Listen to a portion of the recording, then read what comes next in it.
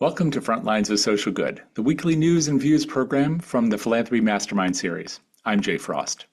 We begin, as always, with the top 5 gifts of the week and a look at the headlines shaping the philanthropic landscape, this time around the world. Then, in our first segment, we'll be joined by Professor Beth Breeze, Professor of Philanthropic Studies at the University of Kent, Founding Director of the Center of Philanthropy, and incoming Principal of Harris Manchester College, University of Oxford. She will share her insights on defending philanthropy in an era of rising critique, the promise of moonshot giving, and why studying philanthropy matters more than ever. In our second segment, we'll turn to Norman Gildin, author of the new book, Fundraising Insights for Nonprofits, who reflects on lessons learned from decades in development and offers practical strategies to inspire generosity and grow support. Let's get started. First, the top 5 gifts of the week, and we start as always in reverse order with number 5, a $10.5 million gift from the Lilly Endowment to Indianapolis Public Schools, funding a 5-year literacy initiative reaching around 18,500 students through tutoring, teacher training, and home-based support. Coming in at number 4, a $13.5 million European Research Council grant awarded to the University of Kentucky and international partners in support of an international effort to decipher ancient papyrus scrolls carbonized and buried by the eruption of Mount Vesuvius in 79 CE. Number 3 is a tie this week. First, a $15 million donation from the Bill and B. Idema Foundation to the John Ball Zoo, the largest gift in its history, to expand the zoological park's African animal habitats, including the creation of an African savanna and a new giraffe habitat. And a $15 million gift from Ken Griffin to Mount Sinai Medical Center in Miami, funding expansion of the Brahman Comprehensive Cancer Center, and naming the facility in his honor. Number 2, a $20 million gift from alumnus David Potrick to the University of Pennsylvania Athletics Program, aimed at renovating Waitman Hall and enhancing Penn's wrestling program. Number 1 this week, a $25 million unrestricted donation from Mark Terasaki to the Marine Biological Laboratory, or MBL, in Woods Hole, Massachusetts. This landmark gift, the largest in the history of the organization, will be applied to core research and education operations. Have we missed a gift this week, or mispronounced one? Almost certainly we've done both. Let us know by contacting me directly through LinkedIn or by email at j@donorsearch.net.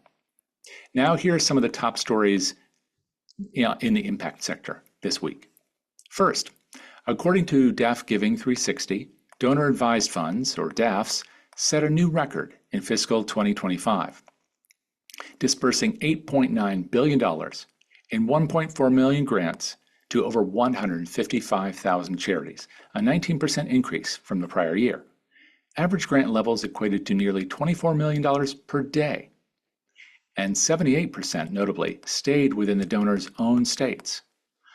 Also notable, investment returns added another $4 billion in grant-making capacity during this same period.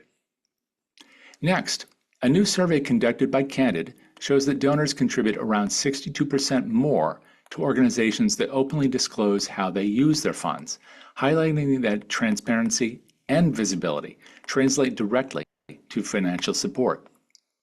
Candid Associate Vice President of Research, Kathleen Clerkin, has been quoted in the media as saying, "This year, nonprofits are facing steep competition for funding and intense scrutiny from both the general public and the government. Given this context, it's tempting for nonprofits to stay in the shadows, hoping things get better, but our analysis suggests that nonprofits who are more visible and transparent tend to get more contributions." She goes on to say, "For some, survival right now might mean risking being visible enough to make sure donors can find you." Following up on our continuing coverage of higher ed under fire, Brown University has reached an agreement with the Trump administration to restore frozen federal research funding tied to compliance concerns, according to multiple press accounts. Brown will reportedly direct $50 million over 10 years to the Rhode Island Workforce Development Programs and resolved 3 active federal compliance reviews, including investigations into alleged anti-Semitism and race-based admissions. The agreement does not include fines or admission of wrongdoing and, at least according to the university, protects academic freedom. According to Philanthropy News Digest and Associated Press, Brown's agreement includes concessions to the Trump administration's agenda, including adopting the government's definition of male and female, and the removal of any consideration of race from the admissions process.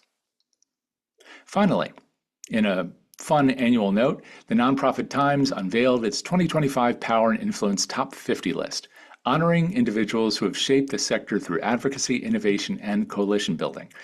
The list, which you can find online right now, includes 21 individuals this year who are new, and women outnumber men 27 to 23. If we were to compile a global list of the most influential voices in the third sector, and not just a domestic one, our first guest today would certainly be on it, and that's Professor Beth Breeze. Beth spent a decade as a fundraiser and charity manager before co-founding the Center for Philanthropy at the University of Kent in 2008, where she now leads a team conducting research and teaching courses on philanthropy and fundraising, including an innovative distance learning MA in philanthropic studies, the first such program outside of the United States.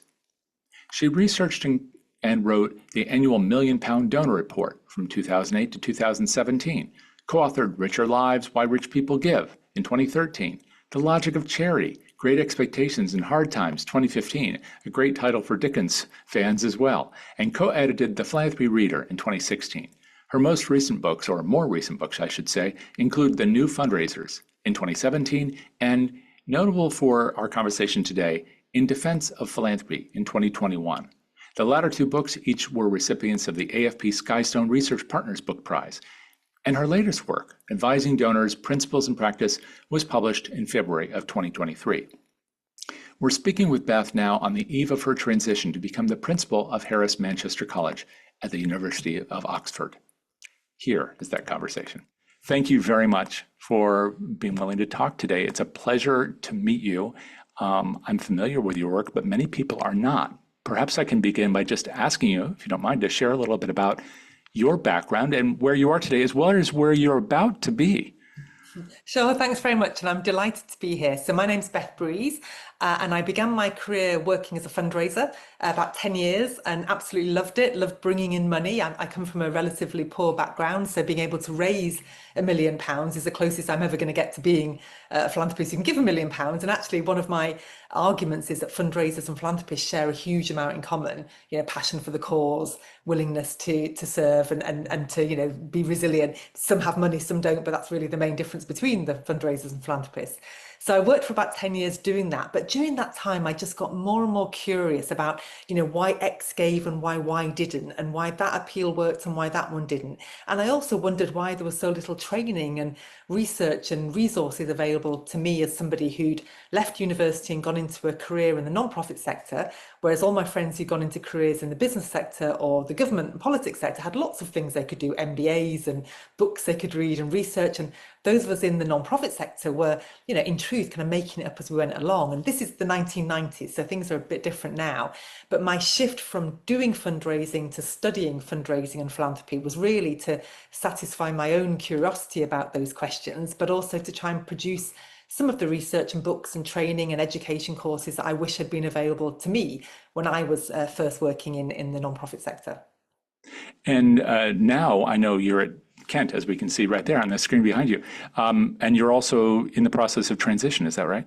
That's right. So I've been at Kent for about 20 years. I came here to do my PhD, and my PhD looked at contemporary philanthropy in the UK. So I've always had a core interest in major donors and the bigger givers, not because I think for a minute they're more important than people giving smaller amounts. In fact, we know that the collective, amounts of money that come in from the smaller donations far outweigh the single big donations that exist. But really, that's where the biggest knowledge gap was. There was some research on the smaller givers, but really not much on the big givers. How many people give £1 million or more a year? What do they give it to? What's their experience? So I've been studying major donors for all that time and developed a master's course, and we have PhD students, all going wonderfully. And I've been here for 20 years. And I always had in my mind that 20 years was about the right amount of time to spend anywhere. And have a lovely team at Kent, and it's about time they took it over and had the chance to do something different. So just under a year ago, I got a call from a recruitment consultant who was looking for a new principal for one of the Oxford colleges, and that's called Harris Manchester College. And it immediately appealed to me because it's a mature student college. So most of my students, all my students now, are mature students. They're fundraisers, they're grant makers, they're volunteer managers. So this is one Oxford college that only has mature students. It's the only Oxford college. So that immediately appealed. And then as I learned a little bit more about the college and visited, I could really see it was my kind of place because it's filled with philanthropy. It's called Harris Manchester because it was founded in Manchester, which is in the north of England, and I'm from the north of England. And it's Harris because of a gentleman called Phil Harris put in the money to endow the college. So immediately I knew this was going to be a place that understood and celebrated philanthropy. So yes, I become principal of Harris Manchester College, Oxford, next month. Yeah, congratulations on that. It also does tie us directly into some of the things we'll be talking about today. And it's something that I've noticed just walking around Oxford is that, at least with the libraries and others, they will point to the history of gifts which have made things possible at Oxford, which is somewhat extraordinary. That's not always true with every university. There's a lot of kind of reflection and revision that's occurring within the field, often on a historical basis for quite understandable reasons. But there's a lot of history at a place like Oxford, as one of obviously the oldest universities in the world. And one of the things that you suggested we talk about, that you're focusing on today, is defending philanthropy against excessive critiques. Can you talk about the genesis of that? Why is that important to you? And how does that, in fact, tie into maybe this revisionism that's occurring? Sure, thank you for that question. So I grew up, as I said, in a relatively poor household, and it was completely normal to us to both give and take charity. That's how you got on. It's, mutual aid in communities is quite normal. I then won various scholarships for university at different levels. I won a scholarship to go away to a sixth form college. So I benefited from the generosity of others, and that partly felt normal because people, as I say, give and take, but also made me very curious as to why had this person paid for me to go to school for 2 years? What was going on there? So I got very curious. And mostly very grateful because it changed my life for the better and gave me opportunities I couldn't possibly have had. And I wouldn't definitely not be where I am today without those funders. And they included individual philanthropists, foundations, corporates, all the different kinds of donors funded these different scholarships that I benefited from. But it wasn't just education. I mean, family members would have health issues or would have, housing needs or what have you. And there's always some non-profit playing some role somewhere. And those non-profits are funded by generous individuals. So to me, it seemed completely normal that that people give and take, and that's part of how we all get on in life.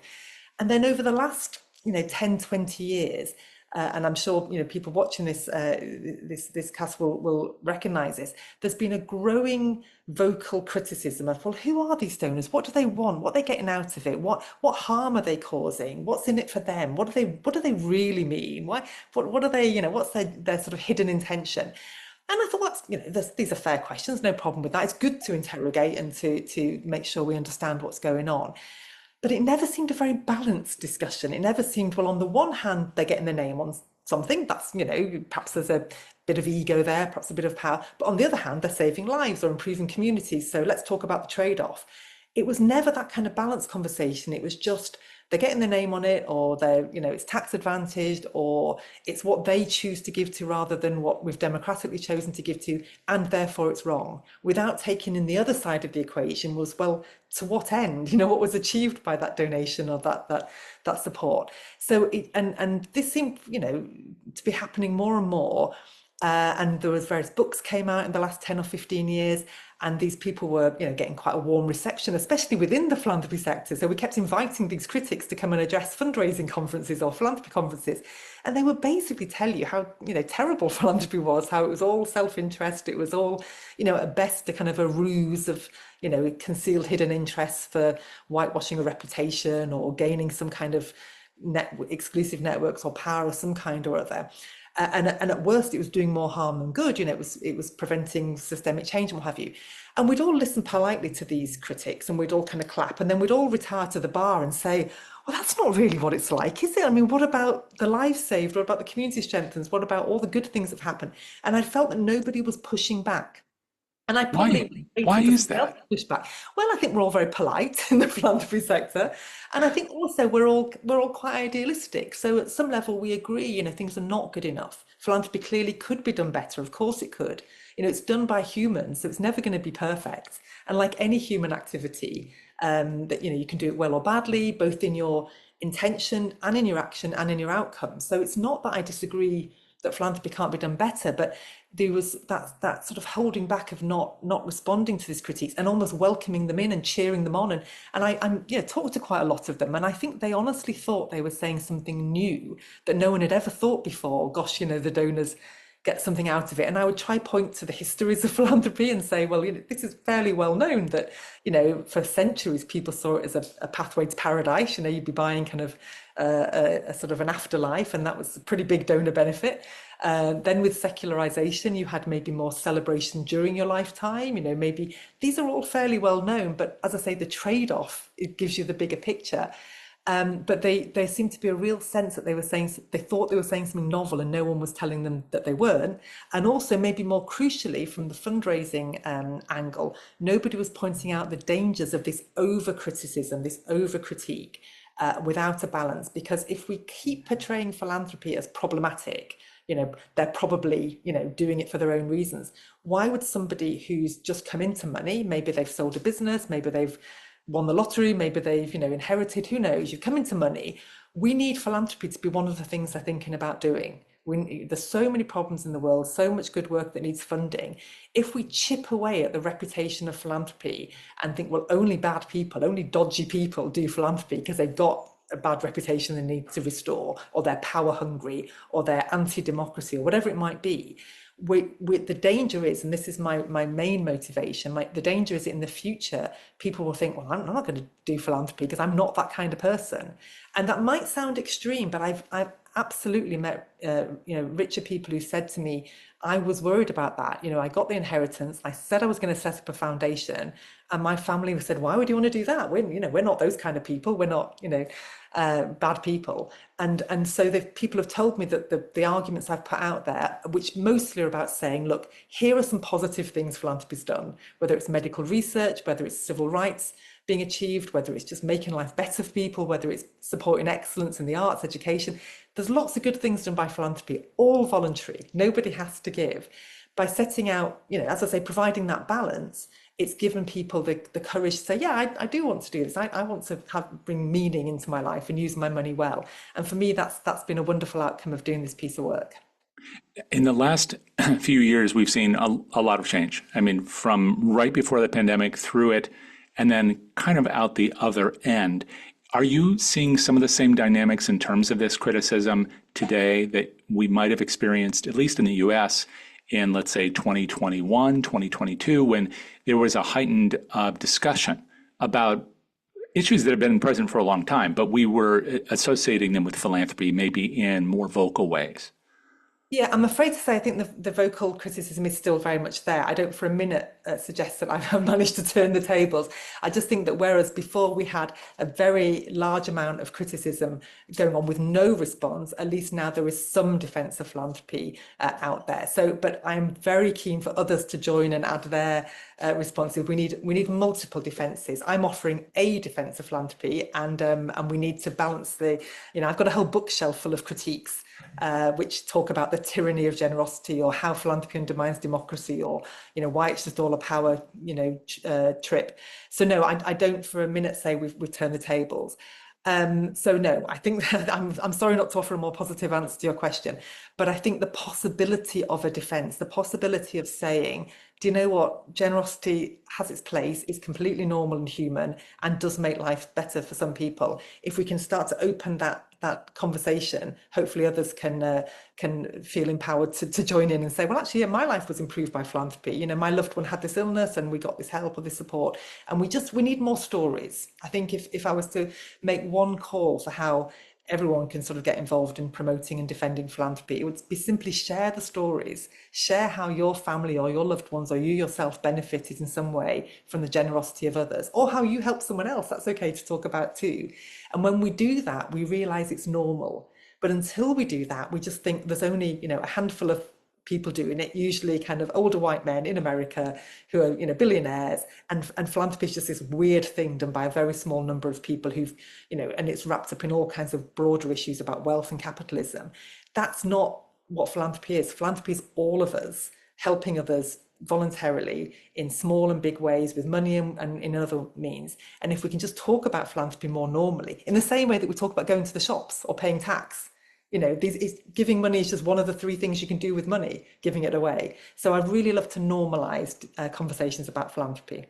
And you've written extensively about this, so we'll make sure that in the notes that we have a link to your work. Maybe one last question before we move on to a topic that's very related to this one, and that is, you made reference to the people who might say, well, with all this kind of backlash, that they may not want to set up a new foundation. Of course, there are different ways that people can give without doing that. Donor advised funds are just one of many. But that sentiment is there, regardless of the vehicles that people might choose to use. It really can have a dampening effect for some people. But has this discussion maybe led to some opportunities for philanthropy to recast itself? As you've been exploring this and making a defense of philanthropy, are you also finding that some people either entering philanthropy or already in it for the long haul are changing the way that they practice it not because they've been criticized perhaps, but because they have been able to interrogate it for themselves and see better ways of having the change be more meaningful to themselves and to society? Yeah, that's a great question. And I absolutely have seen that. But again, I would say it predates the critiques. You can find books from the 60s, 70s, 80s, 90s of people talking about how to be a better giver, more thoughtful giver, how to avoid being patronizing, how to avoid, how to mitigate the problem of, with money comes power and influence. It just does. But people have always wanted to find ways to work in partnership or to share that power. And again, there's nothing new about saying these things. I could spend, every day of the week attending conferences of philanthropists who are trying to give better and more thoughtfully. They're not doing it because of these recent books who told them how terrible they are. They have an inbuilt desire to do things better because it's voluntary. So why would you not want to do it as well as you can? Nobody goes into philanthropy trying to cause a problem. And, as I say, I'm not suggesting that every philanthropic act is perfect, every philanthropist is perfect, but we're all a work in progress, we're all improvable. And that desire to improve is absolutely long-standing. And there's wonderful debates in previous centuries. And I'm not a historian, but I love reading the history of philanthropy. And there's wonderful debates back in the 1700s where people are saying, should we set up orphanages? No, it's cheaper to give money to families to look after their kids at home. And, the same kind of debates we have now. Should we do it this way? How can we more effectively spend our money? There's nothing new about wanting to make your donations have the biggest impact you can. So absolutely, I see that as a positive trend, and donors wanting to get educated. I mean, occasionally on the courses that we run at Kent, we have not just fundraisers and grant makers and professional staff, we have volunteers very often, but we also have donors who come and sign up for courses and don't always say immediately that they're a philanthropist, but I love it when they feel confident enough to say, well, actually, I'm here as a philanthropist and I'm studying this area so I can do it better. So I think there's an absolute desire for improvement, and that's a really lovely thing to be part of.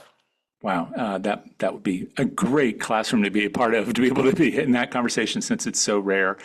Another thing that you had mentioned that we could discuss is directly related to all of this, and that's moonshot philanthropy. So before we go any further, how do you define that term? Sure. So the archetypical moonshot would be the JFK, send a man to the moon, man sick, and bring him back safely. So that idea of something, a really big, ambitious goal that you don't know how you're going to achieve, and you're only going to achieve it if you work with lots of other people, thousands of people involved in making that one person land on the moon, and it being something that commands sort of general excitement and interest and enthusiasm and has an end point. You can say, we did it. So much of philanthropy doesn't have that specific endpoint. If you're working on homelessness, if you're working on poverty, you don't have the point where you can say, yes, we achieved that. So I got to know a philanthropist a few years ago who particularly likes this phrase. He's called James Chen, and I've ended up becoming, quite close to him. One of the great things about being a philanthropy researcher is you get to meet and get to know people who are very generous. And he liked this phrase, moonshot philanthropy, and used it in his own work, which was a very simple moonshot of why. And I noticed, Jay, that you've got glasses on, and I'm actually wearing contact lenses. And James's moonshot was that everybody who has fuzzy vision, just vision correction, nothing complicated, doesn't need an operation, doesn't need some fantastic new science, just needs a pair of glasses. Glasses were invented 700 years ago in Italy, and yet there's upwards of 1 billion people around the world who need glasses but don't have them. So that's his moonshot goal, that everybody who needs glasses can have an eyesight test and can get a pair of glasses. And he'd been working on it for, I think by that point, 20 years, had maybe put in $30 million, had collaborated with scientists, politicians, all different people. And that's where my interest in that came from, understanding what it's like to be a philanthropist who doesn't fund an organization, and that's worth doing as well, but funds a goal, and then the funding follows the goal rather than funding, Greenpeace or Oxfam and then, supporting what they do. And one thing I think is really important to say is, as much as I clearly am quite excited by this idea, I don't think it's the only way to do philanthropy. I think if somebody else wants to fund an art gallery, or somebody wants to fund scholarships, or somebody wants to fund, one organization like Oxfam or Greenpeace, that's also fine too. Generosity is good, whatever shape it takes. And I have this phrase, I say, we're not the philanthropy police. I'm not here to tell anyone how to do philanthropy. And I think when you start to do that, and that's what I actually call the insider critique of philanthropy. So you've got these academic critiques which tend to be more about power and democracy, but the insider critique is, you're doing it wrong, you should do it this way. You should do, you should have effective altruism, you should do catalytic philanthropy, you should do moonshot philanthropy. And it's a very, I think, unhelpful approach, because you're telling people how to be generous. And you don't know who they are. We don't know what's happened in their life that's led them to want to support that hospice or that coast rescue or that art centre. It's usually autobiographical. People have usually been touched by something, good or bad, a love of the arts or losing a loved one to a particular illness. In James's case, he relied on glasses and just didn't understand why this very simple technology wasn't available to everybody. These are all good motivations, and we shouldn't make them compete with each other. So we've been doing a bit of work, when I say we, me and some a research team at Kent, looking at, is this idea of moonshot philanthropy something that might help encourage people who don't perhaps want to fund an existing nonprofit, or don't want to set up a foundation without such a clear goal? And it seems it does have perhaps some interest for people who are quite goal-oriented and want to think very big. And then the question leads to, well, how do you encourage that then? How do you find like-minded people? And a lot of it really is about finding your tribe, finding fellow philanthropists who you can share your experiences with and say, look, I took this risk and it didn't pay off, and now I'm feeling a bit downhearted. And then you can sort of support each other and encourage each other, rather than say, I spent this money, it didn't go well, and people go, well, you shouldn't have spent it on philanthropy then. That just shows it's not a good use of money. So very much a kind of mutual support and encouragement, a community, I suppose, of people who share that approach to philanthropy. I wonder how they're finding each other. I mean, in a world where donors of more modest means have a lot of opportunity to give, because those donations are not necessarily catalytic. I don't mean to use the term, one of the terms that you just used, but they aren't necessarily going to transform the organization today. They are very important to the work, but they aren't going to do that. And they may not do that for the donor. But for the gifts you're talking about with moonshot philanthropy, however this is defined, whatever the project is, they need to find partners, right? I mean, if they don't, then aren't they just effectively setting up another way to, I don't know, potentially be either in conflict with or competing with existing efforts? So, and that's fine. They have the right to do it. But how do they find partners? How are you finding that they find effective partners? I think that's exactly the point, the stumbling block. And if you're a billionaire, you've got the Giving Pledge. So if you want to find your gang, you can find them. You can sign the Giving Pledge, and I think that's a wonderful initiative. And it's more than just the pledge, which is the very publicly side. So people sign up to say that in their lifetime or at the point of death, they will give away at least half of their money. But you have to be a billionaire to sign it, and there's 2,500 billionaires in the world, and about 220 have signed it, which takes us back to the defense of philanthropy. Where's the criticism of the 90% who haven't signed?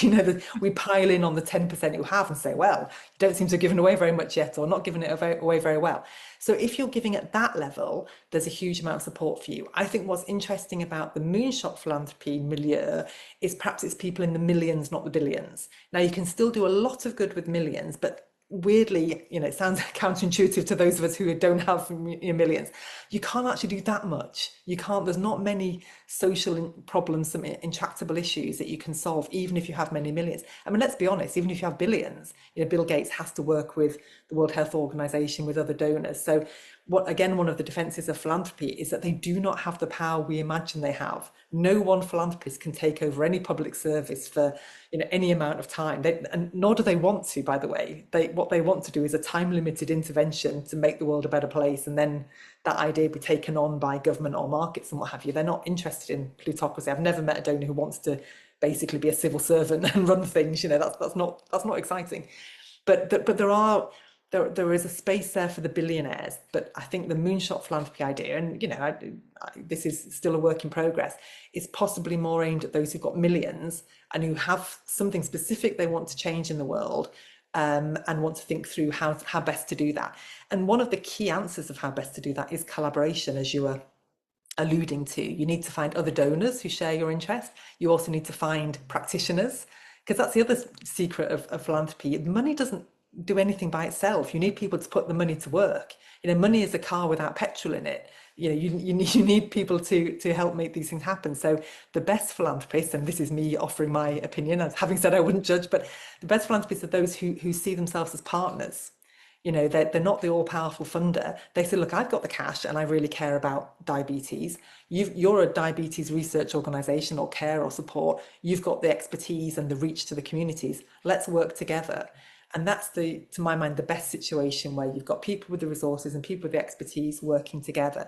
So yeah, collaboration is absolutely key. And I think hopefully that then solves the issue that you rightly highlighted of competition and conflict. Because if you have a collaborative instinct, you're looking for, well, who else is in this field? Who else is working on vision correction, or whatever the issue might be, and working with them and lifting each other up, rather than there's not enough money for us to be competing. It's not efficient. We're not the free market. There's little enough philanthropic money available, so we do need to work together. And then you find good company, and that's part of what makes life so enhancing as a philanthropist. You get to meet really interesting people that you wouldn't have met otherwise. And most philanthropists I've met have said, yes, I've given away millions, and that when I say the people I study tend to be at that end of the scale. But I've gained so much more. I've met people I'd never have met. I've had opportunities and experiences, and I've been behind the scenes in the labs and in the theatres, and it's incredibly life enhancing. And that's the big secret of philanthropy. It's not a one-way transaction. It's actually two-way. Yes, money's going in one direction, but that enjoyment and the relationships and the feeling of life just being meaningful and purposeful, that's what the philanthropists get back, and it's a life well lived. Many of the people who watch or listen to this are on the receiving end. They're on the demand side of the economy, the philanthropic economy, and they're probably wondering, well, then how can we make ourselves available to them as potential partners? You've been on both sides of this equation. First as a fundraiser, obviously now as a scholar of this work, and really advocating for different ideas in the sector.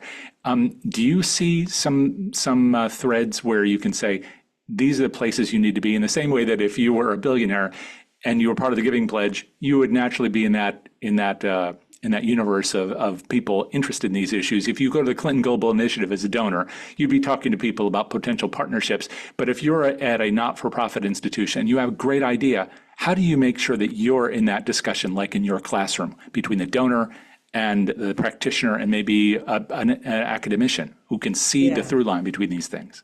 So the one-word answer is alignment. So you're looking for, the potential donor is aligned, shares the same interests as you do. The three-letter answer, and when I'm teaching fundraising, I talk about the ABC of fundraising. And a lot of people, so the A is ability to give, B is belief in the cause, and C is connection. And a lot of fundraisers, and we've all done it when we first started, we just really need the money. We get focused on the A. Do they have the ability to give? Are they a millionaire? Are they a billionaire? In the UK, every May, there's a list of that comes out called the Rich List, which is about 1,000 names and all the fundraisers buy it. And it's like, great, let's start writing to these people. That's just the A. It's not going to get you very far if they don't also have the B, the belief in the cause. So is there any reason to believe that they are interested in diabetes or cancer or the arts or sport or whatever it might be. And how do you find that out? Well, you do research into them. You see, have they already donated to another medical research charity? Are they an alumni of your institution? Do they buy tickets to your theatre? So is there any reason to believe that they might be interested? And if you really don't know, invite them to an event and see if they come along. And that shows an interest. So you've got to have the belief. And then the C is the connection. Can you reach them? So it's no good knowing that they're a millionaire who really is interested in your topic if you just can't, you have no way to them. You're better off going for somebody who's, maybe got slightly less money, but you can reach them. So the C is the connection. And we encourage our students to do sort of a stakeholder audit. It's not just you and your fundraising team. Who does everyone in your charity know? Who do your current clients and beneficiaries know? And it's amazing how quickly, that 6 degrees of separation that you do, how can you can often reach people, but it's much better to go through a warm contact like that, because if you're wealthy and generous, you will have a lot of requests coming at you. But if it comes from Auntie Pat or your next door neighbour's kid or somebody who you have a connection to, you're just that bit more likely to at least give it a hearing. And then that's when all the other techniques and science of fundraising comes into play, having the right case of support, presenting a well thought through and well funded project. But without the ABC, the ability, belief and connection, you don't get the chance to put your case to people. So that's how I would explain to people who are looking to meet these kind of people. And also take heart, because they do want to give. If they've set up a foundation, they have declared themselves generous. They need to get that money spent. So they are open to your to hearing from you, but it needs to be the right approach. It needs to connect with what they're interested in, and so you can understand why sometimes the fundraising and philanthropy can feel very intermediated. It can be very hard to reach them, but it's because they've had so many inappropriate asks and so many where people haven't done that basic research. So I think we all owe it to each other. I've never met a donor who only supports one cause. So when you think about your relationship with any potential donor, we're doing it collectively. They're your donor, they're my donor, they're everybody's donors. Nobody owns anybody. So we need to think, when we make those approaches, that we're acting in the best interests of the general philanthropy sector and the general fundraising world, because otherwise, if we give them a bad experience, of an inappropriate ask or wasting their time, it can put them off in general listening to future requests for help. That was a very helpful and very practical response, and it shows not only that you've lived this life, but that you studied this life. So I want to ask you, why is the study of philanthropy important to you, and how have you seen it be really beneficial to the people who come through your classes, to the other people that you coach or for whom you write? So I think probably going back to that point about what gives us meaning and purpose in life, like I love reading and thinking and talking about philanthropy. This is my idea of a good time, chatting to you about philanthropy. This is what I love doing. But, at some level, it's probably a bit self-indulgent. I'm reading about the history of philanthropy, I'm thinking ideas, ethics, and so on. What actually makes a difference that lasts, that has a legacy? It's sharing this knowledge and helping others gain confidence in, operating in the world of philanthropy and asking for money. So we have maybe about 25, 30 students a year who come to do a master's in philanthropy with us. Then we have about 25, 30 fundraising students each year. So if you think that every year you're graduating, let's say 50 people who are going back into their jobs with newfound confidence and skills and networks, because then they've got a friendship group of other people who are also working in this field. And that's what I look back on and say, gosh, I feel really lucky and proud to help make that happen. And at my sort of leaving do at Kent, which happened last April, we had about 200 of our former and current students present in the room. And I was busy organising, we had speakers, we had catering, I'm doing all the logistics like you do in any small organisation. And at the end of the day, my colleague, Dr. Carl Wilding, who's taken over the centre, took a moment to, organise nice flowers and a card and then pass the microphone around the room. And I am still a bit dumbstruck by how wonderful people said, my charity used to be, a few weeks away from closure, and now we have a year's reserves in the bank because of studying at Ken. Or I was on the verge of stopping being a fundraiser because I was so burnt out, and now I've refound my confidence and it's all going well. And person after person shared these stories. And that's why, to me, teaching matters, because it's given me that sense of purpose. Why does it matter for the sector? Well, I go back to myself in my early days as a fundraiser, basically making it up as I went along, often getting it right, but by pure good luck or by watching what other people were doing. And a lot of fundraising is about copying, other successful colleagues. but really wanting to professionalize the sector and saying it's not good enough. You know, if the private sector can have all this training and knowledge, why can't a sector that's trying to save lives and improve communities have a similar amount of knowledge and education and scholarship? So, and this is happening around the world, and the US has been a leader in this. You know, that's really where the serious study of philanthropy and fundraising began in the 70s. I'd say in Europe, it's only really since about the 2000s. But I want every university to have a centre on philanthropy and courses on fundraising. They all have, you know, business schools. Why don't they all have philanthropy schools? You know, it seems in future years we'll look back and go, wasn't it mad? There were only about 6 philanthropy schools in the 2000s, and that it's such an integral part of life. And I want to see that reflected in our education system. Thank you so much for all of this. If people want to read more about your work, I know they should just be able to Google it, but where would you direct them to go to learn about the academic work, your writing, et cetera? Sure. Well, I do have a fairly Googleable name, Beth Breeze, so you'll probably find me. And I always try to put out free versions of what I write. I only ever publish books with trade publishers, so the books cost £20, not £200. But I also do as many interviews and podcasts and 800-word summaries and what have you. So if you Google Beth Breeze Philanthropy, you'll find quite a lot of it. And I love hearing from people, genuinely, especially if they've read my stuff and they tell you, you know, what they liked or didn't like. So yeah, I hope to carry on interacting with people. And in my new job, you know, at Harris Manchester in Oxford, it is a different job. I won't be a philanthropy scholar first and foremost, but I'll still be me. I'll still have all these interests. And as you say, at Oxford, I'll be surrounded by a wonderful philanthropic history. And I look forward to carrying on being somebody who can participate and join in these important conversations. And thank you, Jay, for what you do, because I think this world you've put together and the knowledge you're sharing with people is really important as well. So thanks for letting me be part of it. Thank you again to Beth for sharing her insights on the world of contemporary philanthropy and our study of it.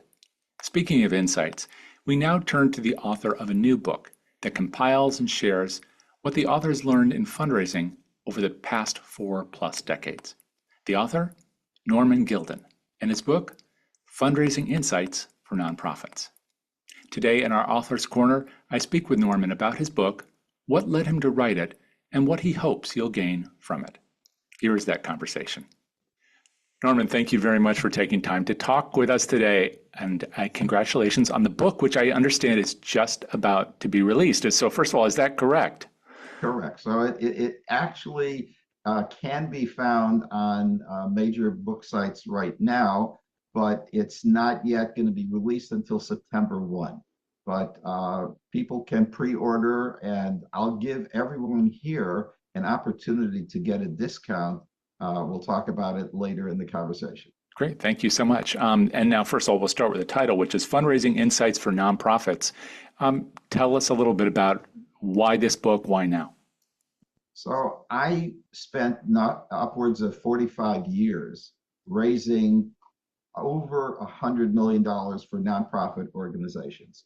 And this actually is one of my ways to give back to the community, to the fundraising community. And I felt that I could offer a great deal of knowledge that I've accumulated over the years, where I could share this knowledge with my colleagues, with people who are in the field, with nonprofit organizations, people who are contemplating going into fundraising. There's so many different avenues this can go. And as you may know, there are 1.6 million IRS registered nonprofits in the country. And there's another 500,000 who never registered with the IRS, and that's to their risk. But bottom line to me is there's a large audience out there that can benefit from the insights that I'm providing in this book. And you just provided a description of the whole landscape of this sector. And like you're saying, it's quite broad, from the organizations that have raised just a few dollars, literally. They haven't yet set up their 501c3s to colossal organizations. So is what you've written really for all of those people? So it's for everyone, whether it's a small group or it's a large group. It's for people who are novices in the field to even people who are experts. I always considered myself an expert, but I can learn something new every day. You can teach an old dog new tricks. So there are things that I can learn, that I can apply, and that I did apply as I went along in my career. So this book is something that is an easy read. this book that I just published, I had a prior book called Learn from My Experiences, also a collection of essays on fundraising. But this particular book is 350 pages long. But there's 71 chapters. You can find whatever you'd like in this book because I covered a broad base of topics. My background included annual fundraising, it included capital fundraising, it included planned giving, and endowment fund giving. Those are the four pillars in fundraising, in nonprofit fundraising. And I can claim that while some people say that they're a jack of all trades, but a master of none, I had to become a master of all because that was the career that I followed. It was, where I had different opportunities for these pillars to be implemented, and I did, and successfully. Otherwise, how would I raise upwards of $100 million? So I found myself doing all of these different things. Now, it's very practical, this book, because I cover such a wide gamut of topics that people who may feel that they're well entrenched in a particular area will find that there are new areas that they have not touched upon, and I do. I'll give you some examples. I'll give you some chapter headings from the book. Just by the way, this, for those who want to know, this is the book over here, which I will tell you later how you can get at a discount. But here's some ideas that I put into the book. I have a chapter called Home Reception. What that's all about is I don't prefer to use the term parlor meeting. I have another chapter called The Kiss of Death. If you tell people who are donors or potential donors that they're invited to a parlor meeting, you might as well kiss at least 20% of those who want to come out of the picture, because they're not going to be interested, because they know they have to divvy up a check, and that may not interest them. So I talk about a template for home receptions as opposed to parlor meetings, and how you can go about it so that you can actually attract donors. Another topic is when an emergency arises. There are times that you may have learned all you can about fundraising, but when it comes to dealing with an emergency at, let's say, a soiree, at a gala, what do? Someone falls, breaks a collarbone. They're coming up the escalators to the ballroom, or they have some sort of other emergency that takes place. I talk about that, and I do talk about it with some humor, so people who read that chapter will get it when they get there. I have a chapter called If I Only Had a Brain. Yes, it goes back to the Wizard of Oz and the Scarecrow, but it really talks about current platforms that are out there, software that you can engage with that will help you in your efforts to raise funds. Another chapter, I'll give you one more example. When apologies are in order, there are people who are just reluctant to say I'm sorry when they make a mistake. There are mistakes that are made all the time. You didn't properly acknowledge a donor, or you sent them a letter and it underestimated what they were donating to the nonprofit, and so many more examples. And I do list these so that it's important for people who are in fundraising, professionals, to understand that there are times when you have to own up. You have to own up to mistakes, because that will hopefully save you in the future with the same donor. If you don't apologize, they may take their business elsewhere. So to me, it was very important to have a chapter that just dealt with that topic alone. And you described some of these, but as you say, there are over 70 chapters, so there's a lot here. I know you won't go through all of it. Maybe one question is, I know you want to give back, but are some of these chapter headings inspired by things that you overcame personally, or what you see other people kind of perhaps stumbling through themselves, or maybe a combination of the two? That's an excellent question, and I'll answer it this way. There's a chapter in there about dealing with troublesome board members. tell me someone who hasn't had somebody who's been a troublesome board member in their careers. They may have one now, they may have had one. How you deal with that troublesome board member is something that I had to go through. Fortunately, I didn't have too many like that, but I know that there are certain ways that you can handle troublesome board members, people who are, oh, let's just say that they like to micromanage everything that you do. They've hired you. Hopefully, you're a professional. You've gone through all of the training and education that's involved, and you have a lot to show for it. You have a track record to show for it, but they still like to meddle in the work that you do. I talk about that to some degree. I think it's important for people to know that there are going to be those instances when you have people who are not going to be cooperating with you. And how do you deal with that if you have that kind of a board member? So I tackled that subject. And look, there's 71 chapters, as I told you. So here's an important one. What will your donor remember? And I wrote that chapter based on an article that I read from the editor of Entrepreneur magazine. I was actually in touch with him and we went back and forth on this. But we know that when you're in fundraising, you try to maximize as much information to donors as possible. Yet sometimes try to crunch into that donor's mind everything possible about your nonprofit. Well, that's a mistake in my judgment. I think there are ways that you can help your donor remember who you are. And I talk about that in that chapter and I give examples. And I think that's something that a lot of professionals are not equipped to deal with. And I have to tell you, when I started in the business, I had like 10 or 12 different programs. Let's try to pile on as much information as possible to the donor, and you overwhelm the donor.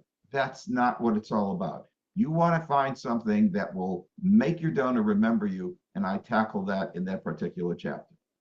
Norman, one thing I do want to ask you is making reference again to when you started and what you're seeing now, especially when you've just finished a book. I'm sure you've thought about this, which is maybe what are some of the differences between what it was like in terms of the fundraising environment and the challenges then 45 years ago and today? I mean, are there any things, I'm not saying what's not relevant anymore, but maybe what's particularly relevant now, or maybe something that's particularly new where this book is going to help to address that? Well, let me say from the outset of this question that this book was written by Norman Gildin and not AI. This is not an artificial intelligence written book. That's one of the differences that you have now than that you simply didn't have at that time. I can tell you that when I was first thrust into a major capital campaign, it was in a nonprofit that had no background in fundraising, at least for 20 years. They had abandoned nonprofit fundraising, and there are various reasons which I talk about. Actually, it's in my first book, Learn from My Experiences, and I talk about that background. Bottom line is that people who are in fundraising today have so many advantages that we didn't have then. I walked into that capital campaign with dog-eared index cards that were partially completed with information about donors. That's it. They had nothing else. There were 1,500 cards. They were dog-eared index cards. Nobody knew who they were. Their phone numbers were missing, addresses were missing. Okay, that was a disaster back when I started in a capital campaign venture. Today, you've got so many wonderful, DonorSearch and other platforms that you have information about donors that you may not even have accumulated over time, but are presented to you on a silver platter. That's a huge difference from when I started in the business. Today, again, with AI, there are so many wonderful things that you can do with AI. And a lot of the software platforms now have built-in AI in their platform. So being able to utilize that, and there's so many wonderful ways that you can do so, is a big advantage that people have today. They did not have that when I was first starting out in the business. Follow up to that has to do with maybe the changing nature of philanthropy itself, where we've seen, especially in that time, because I also have been in the field for a bit, and we've seen over the past 30 to 40 years this decline in the percentage of people who have given, even though the dollars are very strong. And a lot of that's because, of course, we've got some major donors who have given generously, and we've got fundraisers who have been very successful at major donor fundraising. So there's a lot of good news in there, but it's burying that story about the loss of kind of the donor environment. It's something a lot of people are talking about. Have you given thought to that, and is that addressed in some ways in the book, kind of the middle of the pyramid and maybe even the base? Actually, it's addressed in my first book, Learn from My Experiences. And it's an important question because times have changed. And I'll give you a good example. An example would be where donors who are, let's call them baby boomers, were very involved in their particular charity. And they were involved in things like coming to committee meetings where they were so involved in decisions about a particular gala or about a particular type of fundraising event and so forth. Those days are over. Okay, so today's generations, whether it's Gen Z, whether it's Gen X, and I talk about in my book, I actually do talk about Gen X as an ascendant generation. And I talk about how they may be, the real surprises out there for people who need to raise funds. So Gen X and millennials, you've got a different group of people right now whose interests do not mirror what was once maybe the main interest of donors. So you have to really be very, very selective about how you put out fundraising ideas to them, because they may not be interested in what perhaps those in yesteryear used to be interested in. So I do give examples in both books in terms of the different generations as well as the newer generations and what exactly fundraisers, professionals should expect at this point in time. One of the things I'm riddling on all the time is, as you look at all the information that's in your head, all the things that you want to share, there are probably some that are more challenging than others. What was the hardest part of this for you to write and to get right? I never had a writer's block. I was very fortunate, and to me, it comes very naturally. I write naturally. I do research. I mean, let me put it to you this way. I don't just put everything down on a piece of paper. It goes through 5 or 6 drafts, even sometimes some more, because I want to give a quality product to the professionals. I don't want to give them something that's half-baked. So from my standpoint, I never had any difficulty writing any of my essays, whether it was in the first book or in this book. They came very naturally to me, and I had no issues. Now, again, you do have to look at certain topics in terms of what's happening now versus what happened before. I mean, you asked a question before, and differences that you see between the generations. There are generations like the baby boomers who were very adamant about the fact that this is the way they went about things. Okay, that's changed. Okay, and why? How has it changed? Because let's say their children, they hope to pass along, to transmit to the next generation their ideas of philanthropy. Well, guess what? Their children are not necessarily interested in their particular projects or in their particular nonprofit. So it is extremely important for a professional today to distinguish between the interests of those who came before to those who are here now, and to plan for the future. For like Gen Z, who knows what the Gen Z generation is going to want. but it's very important to be able to distinguish the needs, the wants, and the needs of the current generation that they're appealing to. That's a good note for people who tend to diminish the importance or the opportunity within the emerging generations, especially now that philanthropy is kind of under attack from all sides. As you look at this, I often ask this question of people: if they could only take one message away, if they could only read one chapter right now that you think is especially relevant at this moment in time, what would that message be? I'll go back to the chapter that I mentioned before. I think every chapter is amazing. So what can I tell you? I wrote it. I wrote the book. I wrote each chapter. But I think one chapter that I referenced to you earlier about what will your donors remember is, to me, a priority. I think people have to understand that cramming as much information into their donors' minds is not the way to go. You have to really develop a way to instill in them a particular interest. Now, again, when you're going to donors, you have to understand what motivates them. And I talk about that in the book too, different types of motivations and so forth. But to me, it's very important that you try to just keep it simple. You know, it's the old KISS method. Keep it simple. Anyway, it's very important that people know that by cramming and crunching as statistics and data and facts and figures and graphs and so on and so forth is not what interests donors today. Yes, there are those donors. P.S. There are two different kinds of donors in my estimation. One is the group of donors that are just going to listen to you if you talk about metrics.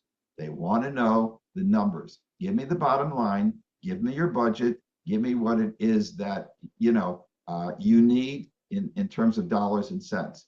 But then there's the other kind of donor, the one that's touched. Their emotions are touched. Their heartstrings have been pulled, and they really feel that emotional tugging to your nonprofit. So that's, to me, critical. So again, you have to know your donor, and I do talk about that in this book. And it's so important that people understand that this is not something where you're trying to cram information into people's minds. Just deal with what they're interested in, not what you're interested in. I talk about this in the book about some professionals who stand there and talk to a donor. They're looking for a major gift. And one in particular comes to mind who the professional, it was a monologue. This is not a monologue. This is a dialogue between you and your donor. Give them time to ask questions. Give them time to absorb information. Give them time to understand what you're all about. Hopefully, there's something that you do that they're interested in, whether it's hospice care, whether it's children, whether it's the elderly. You have to be able to touch those particular points that are of interest to them. So that, to me, is what a donor, what a professional fundraiser should be doing, looking at those touch points and appealing to them, but not cramming all kinds of information, and certainly make it a dialogue, not a monologue. It sounds like you've had this experience not just as a fundraiser and a consultant, but as a donor. Correct. I've had that happen on many occasions. I get calls from a lot of people who are in fundraising, who my grandchildren, let me let you in on a there's a great story in there that is really fun. I call it, instead of Show Me the Money, which is from the Jerry Maguire movie, it's called Zell Me the Money. And I talk about how they switch from getting a credit card, and it's a funny incident, getting a credit card to pay for the donation I was making, to instead, oh no, can you please Zell it to our organization? They prefer that over credit cards. So yeah, you really do have to.